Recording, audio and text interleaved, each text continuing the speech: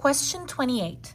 In the expression shown, x is a positive real number. So here I have the expression, it's 2x to the 12th power divided by 6x to the negative 3 power. What is an equivalent form of this expression? Move the correct answer to each box. Each answer may be used more than once. Not all answers will be used. All right, so basically I have to simplify this. So let's go ahead and simplify.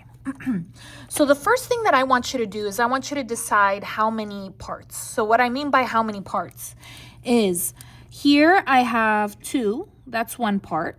Here I have x to the 12th power, that's another part. Here I have 6, that's another part, and x to the negative 3, that's another part. So I have 4 parts there, okay? And they're all being divided, right? That line means divide. So the first thing that you're going to do is you're going to match things up, all right? Here I have a normal number, here I have a normal number, right? I have the coefficients. So I'm going to go ahead and put these two together. So I'm going to have 2 divided by 6. Let's go ahead and put that in the calculator. So 2 divided by 6, it's normal. These are normal numbers.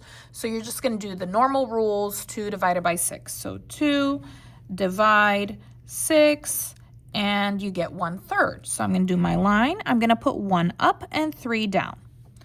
All right, my next ones that are together, these are x's. This is x, this is x. So these are going to be together.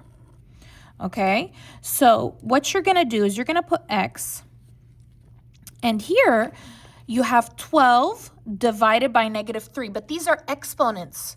You don't divide exponents, okay? So when it's division for exponents, you are going to subtract.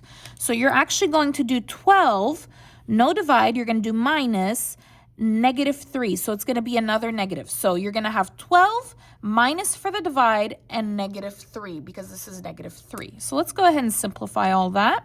Okay, I'm going to do my line. Okay, now I have something up, so I'm not going to put that 1. You don't have to put that 1 because I have something up here. So I'm just going to go ahead and do x. And I have 12 minus negative 3. If you don't know what that is, go ahead and put it in the calculator. But 12 minus negative 3 is 15. Remember, when you have minus negative or minus minus, it's going to be a plus. So 12 plus 3 is 15. And then go ahead and copy that 3. And there is your answer.